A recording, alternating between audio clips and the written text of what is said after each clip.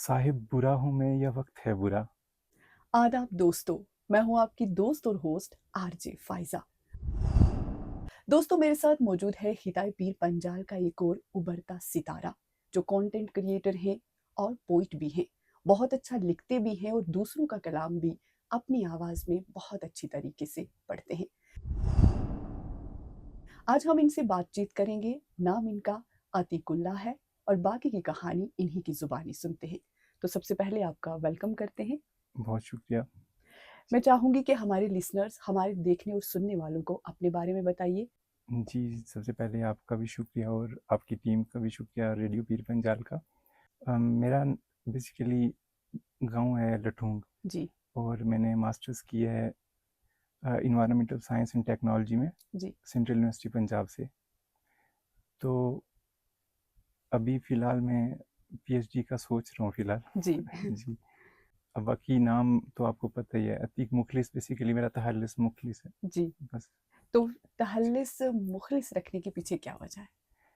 ये एक्चुअली मुझे किसी ने दिया था अच्छा, तहल्लुस किसी मेरा। का जी, दिया जी, हुआ जी, है। ओके, आपने अभी तक बरकरार रखा है, बड़ी जी। बात है। बहुत चलिए मुझे शुक्रिया। बताएं कि शायरी आप करते हैं, लिखते भी हैं। ये शायरी का शौक कहाँ से पैदा हुआ? किस चीज़ से इंस्पायर हुए? शायरी वो एक शायर है, मुझे उनका नाम याद नहीं है। वो कहते हैं कि शायर बनता नहीं, शायर पैदा होता है। ओके। जी, तो मुझे पता नहीं था कि मैं शायरी की फ़ील्ड में कभी आऊँगा। दरअसल इसके पीछे भी एक कहानी है। जी। अ, मेरे नाना जी मोहतरम मरहूम मास्टर हसामुद्दीन बेताब साहब, जी। उनका नाम तो सब जानते ही हैं। बिल्कुल जानी मानी जी, जी, शख्सियत जी। थे वो। तो उनके पास मैं बैठता था, तो उन्होंने मुझे एक दिन कहा कि जब भी वो ताज़ा कलाम लिखते थे तो मुझे देते थे, ये पढ़ो। जी। जब भी कभी मैं गया तो उन्होंने एक दिन मुझे कहा कि आप भी कुछ सुनाओ। जी। तो उनके सामने तो मेरी मजाल नहीं थी। जी।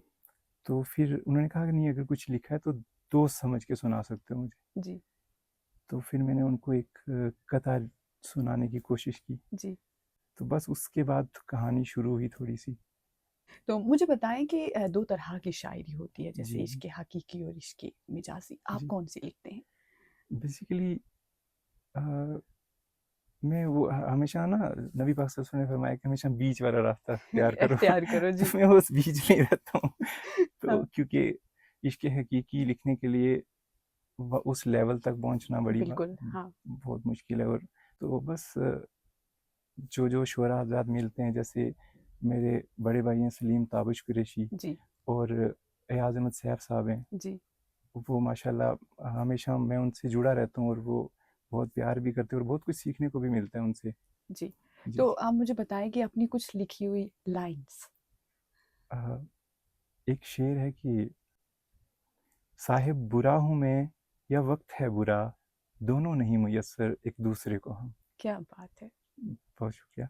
अभी आज भी मैं लेट हो गया, इसीलिए मुझे लगा कि ये हमेशा मनीर न्याजी साहब की बात है ना कि हमेशा देर कर देता हूँ मैं, वही बात है। अच्छा, तो बिल्कुल आपको हमेशा देर हो जी, जाती जी, है। जी। चलिए मुझे ये बात बताएं कि आप दूसरों का कलाम भी बड़ी अच्छी आवाज़ में आप पढ़ते हैं, लोग आपको बहुत ज़्यादा पसंद करते हैं। तो कौन से शायर से मुतासिर हैं, किन का कलाम ज़्यादा पसंद है? दरअसल मैंने आज तक कभी कोई भी किसी भी शोरा को कंप्लीटली नहीं पढ़ा है। जी। बस इतना था कि जैसे जहाँ से भी मिल गया कुछ अच्छा तो सुन लिया। बस कोशिश करता रहता हूँ थोड़ी नहीं, बहुत। कोशिश अच्छी है आपकी और मैं जी, दुआ जी। करती हूँ कि आप कामयाब हों बहुत इस शुक्रिया। कोशिश में। तो अभी आप जो भी आप दूसरों का कलाम जी, जी, पढ़ते जी। हैं, तो वो ज़्यादातर किन लोगों का होता है? मेरी कोशिश ये रहती है कि हमारे यहाँ पे दरअसल हित्ता पीर पंजाल के जो शुअरा हज़रात हैं, जी। जैसे यहाँ पे लैंग्वेजेस का गुलदस्ता है हमारे पास। बिल्कुल। तो मेरी कोशिश यही रही कि जैसे उन सब ने भी मुझे बहुत प्यार दिया और अपना-अपना कलाम भेजा, इस काबिल समझा। जी। और मेरी मतलब कोशिश ये रही कि गोजरी, पहाड़ी, उर्दू, सारी पंजाबी, ज़ुबानों को टच जी, करके। जी, सारी ज़ुबानों को टच करके। और ये हमारे लिए, मेरे लिए बहुत बड़ी बात है कि इतने बड़े-बड़े शुअरा हज़रात मुझे अपना कलाम भेज के कहते हैं पढ़ने के लिए। तो तो कैसा फ़ील होता है जब कोई अपना कलाम बेचता है और ये कहता है कि अपनी आवाज़ में इसे पढ़ती जी, तब कैसा महसूस होता अल्हम्दुलिल्लाह बहुत अच्छा लगता है। जी, है? और आपका अपना सोशल मीडिया अकाउंट भी है, आप वहाँ जी, पर भी शायरी वगैरह जी, डालते जी, हैं, जी। तो वहाँ पर फीडबैक किस तरीके का रहता है? अल्हम्दुलिल्लाह बहुत प्यार करते हैं सारे, मतलब अगर मुझे लगता है कि मैं पूछता भी हूँ सबसे कि अगर मुझ कोई गलती मैं कर दूँ तो इस्लाह कर दीजिएगा। जी। तो बहुत प्यार करते हैं सब। नहीं, तो ये तो जी, जी, अच्छी बात है कि अगर हम गलती करते हैं और कोई हमें टोकता है तो उनसे हम सीखते जी, हैं। जी, जी, बिल्कुल। और कई बार होता है ना कि कुछ लोगों को ये बात बुरी लगती है जी, कि आपने मुझे ये क्यों कह दिया, वो क्यों कह दिया, तो शायद उसकी वजह से हम अपने आप को बेहतर नहीं बना सकते। जी, बिल्कुल। हाँ, अपनी शायरी के हवाले से क्या जी। पैगाम देना चाहेंगे? शायरी बेसिकली आपने जैसे पूछा, 2 कैटेगरीज़ पहले बता दी। जी। तो आजकल शायरी जो है वो एक अलग डायरेक्शन में जा रही है। जैसे काफ़ी शुअरा को मैंने देखा, मैं किसी को क्रिटिसाइज़ नहीं कर रहा हूँ। हम आने वाली जो जनरेशन्स हैं उनको मतलब क्या दे के जा रहे हैं। बिल्कुल।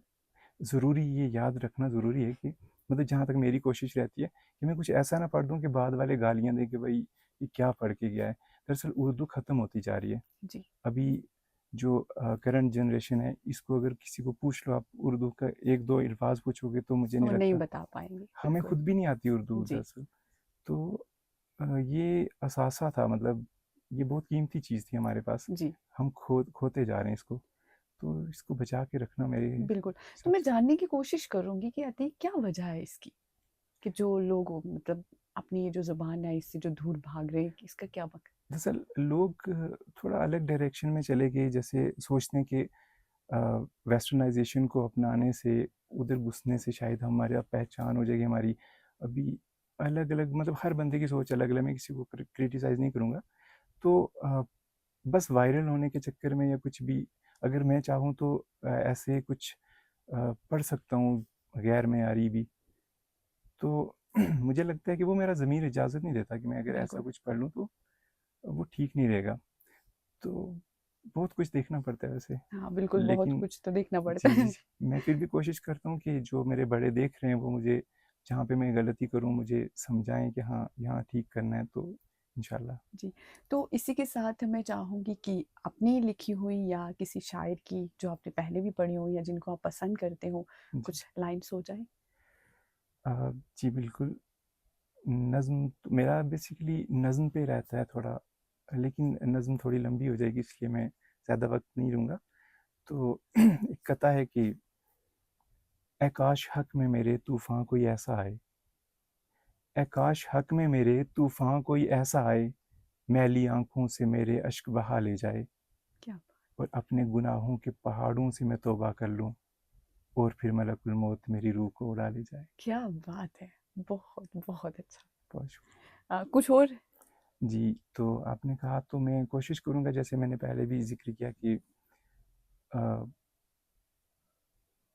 हाँ, ज़िंदगी को लेके थोड़ा-सा हाँ, वो एक, बिल्कुल, जी, जी, हाँ, जी। मैं उसी पे आने वाली जी, थी जी। कि हाँ, कि ज़िंदगी को लेकर आप क्या समझते हैं? शायर इसके जी, ऊपर बहुत सारा कुछ लिखते हैं। जी, जी। तो मुझे जहाँ तक ये समझ आया कि एक हकीकत है ज़िंदगी की मियाँ, जी। एक हकीकत है ज़िंदगी की जी। मियाँ, ज़िंदगी कुछ नहीं, यही हकीकत है।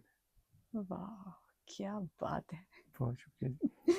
आपने तो बहुत अच्छे तरीके से आपने इतना कुछ बोल दिया कम लफ्ज़ों में। जी, मुझे जी, लगता है कि समझने वाले के लिए ये काफ़ी जी, है। जी।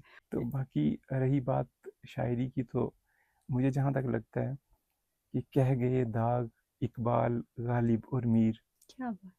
हम गरीबों के हिस्से में बचा ही क्या है। हो, सही बात है। बिल्कुल, जी, वहाँ तक कौन पहुँच सकता है। जी, जी, जी। तो अभी तक कितना एक मवाद अतीक ने इकट्ठा कर लिया है, लिख लिया है?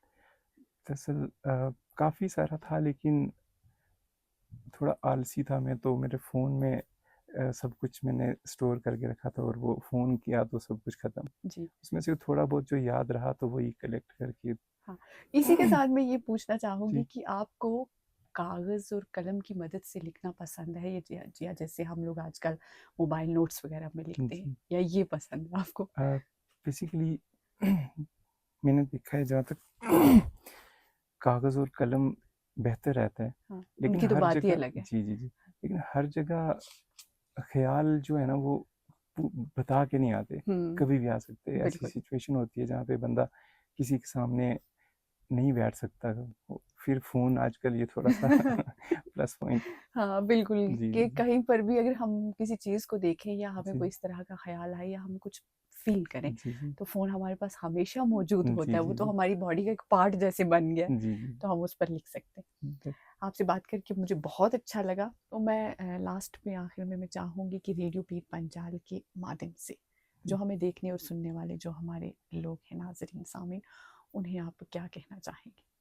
बस इतना ही है कि अगर हम नशा मुक्त करने की कोशिश कर रहे हैं, तो उसमें हमें किसी को नहीं देखना कि कोई आके कुछ प्रोग्राम्स करेंगे तो हमें समझ आएगी। हमें खुद से एक-एक काम करके खुद पर्सनली, इंडिविजुअली हमें इसमें हिस्सा लेना चाहिए। हाँ, मतलब गलत चीज़ को ख़त्म करने के लिए हमें किसी ख़ास दिन या प्रोग्राम का इंतज़ार नहीं करना नहीं, चाहिए। नहीं, बिल्कुल। जी, तो मुझे आपसे बात करके बहुत अच्छा लगा।